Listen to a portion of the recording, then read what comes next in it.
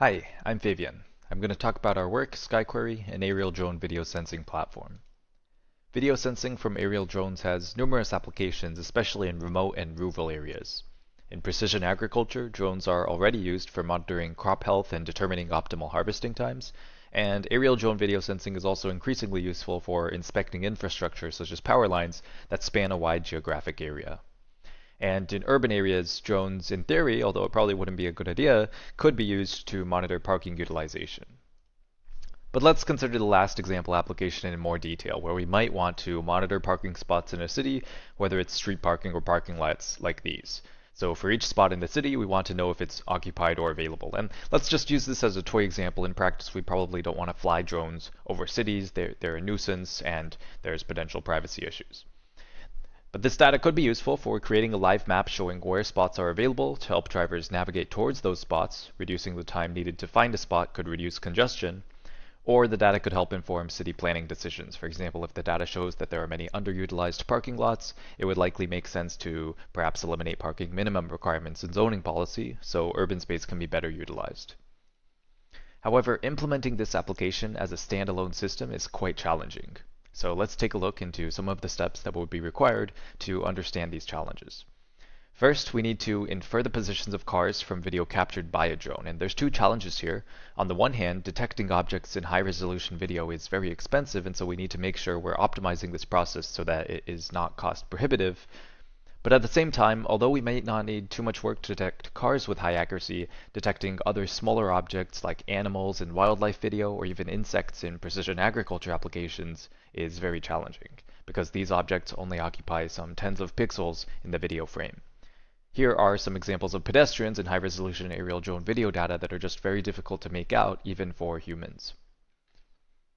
After detecting cars, we may want to associate detections of the same car with each other so that we can compute the speed of each car that we see. That way we can focus only on parked cars and ignore cars that are moving for this application. So here, for example, the black car in the red circle is actually the same car across these two video frames, and we need to associate them together. Next, we need to be able to compute the absolute coordinates of the things that we see in captured video, because when we see a parked car, we want its location not in terms of pixel coordinates in the video frame, which are relative to the drone's position, but absolute longitude-latitude coordinates. However, like object detection, aligning video frames using naive methods is very compute intensive, and so we need to optimize this process. And we may also need to further process the data that we extract in various ways to ensure we're getting an accurate picture of the number of parked cars. And finally, we should really assign routes to our aerial drones in a smart way. For example, the number of parked cars is much more predictable at an office parking lot than along a commercial corridor, because while the office lot might exhibit consistent daily patterns, the retail lot might have less predictable fluctuations. And so to capture parked car counts with high accuracy using as few drones as possible, we would want drones to fly more frequently over retail lots than office lots. And ideally, these routes would be automatically set by the system in a data-driven process so we don't need to tune the routes manually. All in all, there are numerous challenges in implementing aerial drone video sensing applications, and it's very difficult for developers to address these challenges every time they want to implement an application. We built SkyQuery to provide a platform for video sensing applications that addresses these challenges at the platform level so that application developers don't need to worry about them. But at the same time, SkyQuery provides enough flexibility so that a wide range of applications can be developed on top of SkyQuery.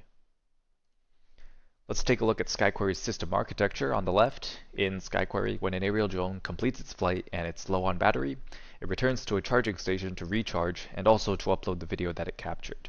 That video is then processed in the cloud by the video processor and analytics engine to extract insights that are useful for a particular application.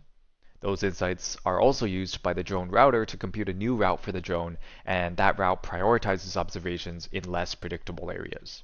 So once the drone is recharged, it takes off again and flies along the computed route. Users may interact with SkyQuery through its web interface, shown here, where they can experiment with different programs and visualize the outputs of those applications in real time. Alright, now let's talk about SkyQuery's query language. We designed the query language to make it both easy to extract insights that are directly useful for applications from video data, but also flexible enough to support diverse applications.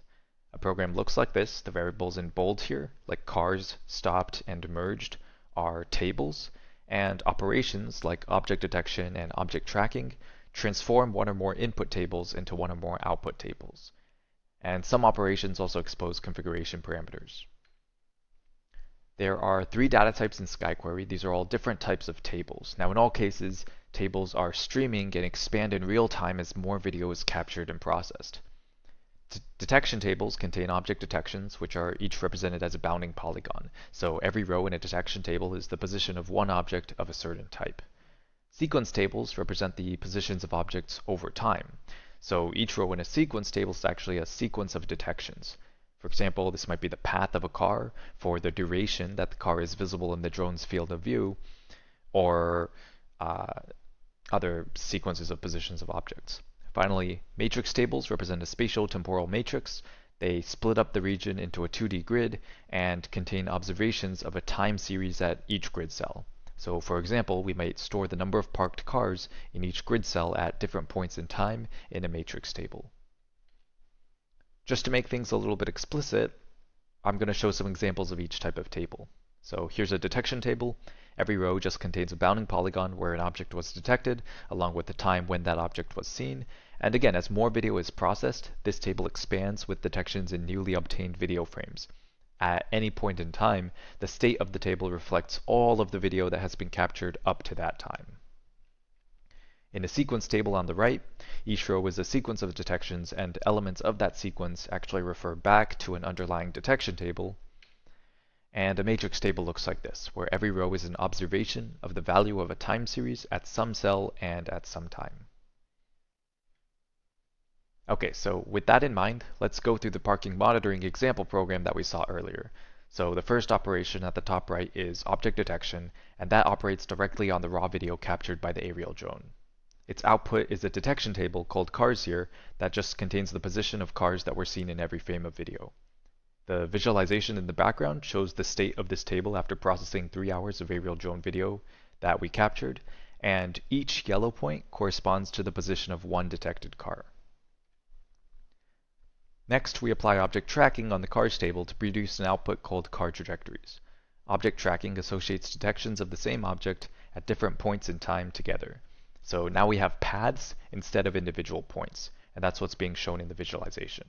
So if I go between these, you can see the points are combined into paths. As an example of what object tracking does, suppose we capture these 2 video frames a couple of seconds apart. Object tracking is crucial because it associates detections of the same objects across these frames together into one sequence. So here, the cars in the red circles are actually the same car, and object tracking would link the 2 together. So this is the output of object tracking again. Now that we have cars represented as sequences, we can select the subset of cars that are stopped, that is, that have a negligible displacement.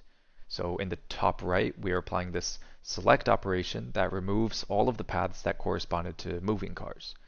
So there were a bunch of cars that were traveling along roads, if I go back, that are now filtered out by this select operation.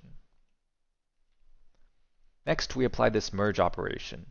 To see what merge does, let's consider an example where a drone observes a stopped car on one flight, and then suppose that 5 minutes later, another drone observes a car with similar appearance in the same spot.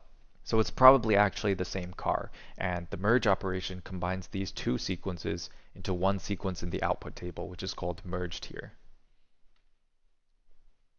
And notice that there are still some cars that were stopped at a traffic light or a stop sign that are still present in the visualization after the merge operation, like the car represented by the yellow path in the red circle. Now we can apply another select operation in the top right to only keep cars that were stopped in the same place for at least 2 minutes. So if I switch between these, you can see that in the second image now, the yellow path in the red circle is gone. And finally, now that we have paths of parked cars, we can count the parked cars using another operation, the toMatrix operation. This creates an output matrix where we count the number of parked cars over time in every grid cell that we defined. And it's just counting rows in the parked table, which is a sequence table, and outputting a matrix table. And if we used a much more fine-grained grid and also convert that to a binary image, then we could get a map of parking spots like this. After counting parked cars and also detecting parking spots, we'd also like to specify that drones should fly more frequently in areas where the number of parked cars fluctuates less predictably. Here we use the forecast rates operator to do this. I'll discuss how this works in a little bit more detail later, but for now, this is what enables sensing, analytics, and routing loops in SkyQuery, where drones capture video, we process that video to extract insights, and then incorporate further processing to determine where drones should fly and then capture more video that we'll again process. To enable the query language that I've just detailed, SkyQuery incorporates 3 new techniques. I'm going to discuss each of these at a high level, but for more details, see the paper. First, we need to align frames so that we can transform pixel coordinates that are relative to the drone's position into absolute longitude-latitude coordinates. However, doing this alignment naively is an expensive procedure. We incorporate several optimizations so that we can efficiently combine GPS and compass readings that come from sensors on the drone together with the video captured by the drone that we're analyzing to compute each video frame's alignment. For example, when possible, we use optical flow estimates shown here, which can be computed more cheaply than other image features to update our estimate of the drone's absolute position across consecutive video frames. We compared our method against a few baselines. On the right, we show speed accuracy curves, where each curve shows the trade-off between accuracy on the x-axis and execution time on the y-axis. Our method, the green curve, is lower in the graph, so it has a faster execution time than the other approaches, and overall it offers sufficient performance to ensure that frame alignment is not cost prohibitive. We also propose a method we call change-aware object detection for detecting small objects in aerial drone video. Although existing object detectors work well for objects such as cars that occupy many hundreds of pixels in the image, they aren't well suited to detecting small objects like animals or pedestrians. For example, in these images, pedestrians are circled in red, but because they're so small, they are quite hard to make out even for us. We develop an approach that compares multiple video frames over time, that's like the top and bottom images in each of these columns, to distinguish these objects, at least when the objects are in motion. So although we can't detect things like pedestrians that are standing still very accurately, by comparing these 2 images, we can at least detect objects that are moving. And finally, we provide built-in operations that developers can leverage for specifying how aerial drones should be routed. The main way to do this is through a forecasting operation, which we used in our example with the parking monitoring. So given a matrix table, which could be a matrix of parked car counts, we would forecast the current number of parked cars at every cell in the matrix. So that forecasting model would give us a probability distribution for the number of cars. This model is just predicting the value in the time series at that cell. And when computing routes, we prioritize cells whose probability distributions have high variance. So the idea is that observing high variance cells will provide the most benefit. On the right, we show the absolute error that drone routing methods yield with different numbers of drones, and our method in green, being the leftmost curve, yields a lower error rate, it's further to the right, with fewer drones, it's further down. We implemented a variety of traffic planning applications on top of SkyQuery to demonstrate the flexibility of the platform.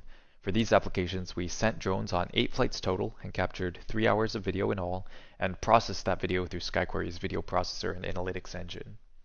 In the top left is a visualization of the parking monitoring application, where we compare the parking spots detected by SkyQuery against the city dataset of parking spots, and the detected spots are surprisingly accurate. In the bottom left, we consider finding cars stopped in bicycle lanes. If we know which bicycle lanes are most frequently obstructed, that could be useful for helping the city decide where to prioritize installation of bollards or other deterrents. And finally, on the right, we show an example for finding where pedestrians most frequently cross roads outside of crosswalks. And like with finding cars in cycling lanes, this information could help the city decide where to install new crosswalks to improve safety. Overall, aerial drone video sensing has numerous applications, especially in remote and rural areas. However, there are several challenges that make implementing these applications difficult, and our platform, SkyQuery, provides a domain-specific language that facilitates the rapid development of applications ranging from wildlife population management to precision agriculture. Please check out our project webpage where our code, data, and paper are available at this URL. Thanks.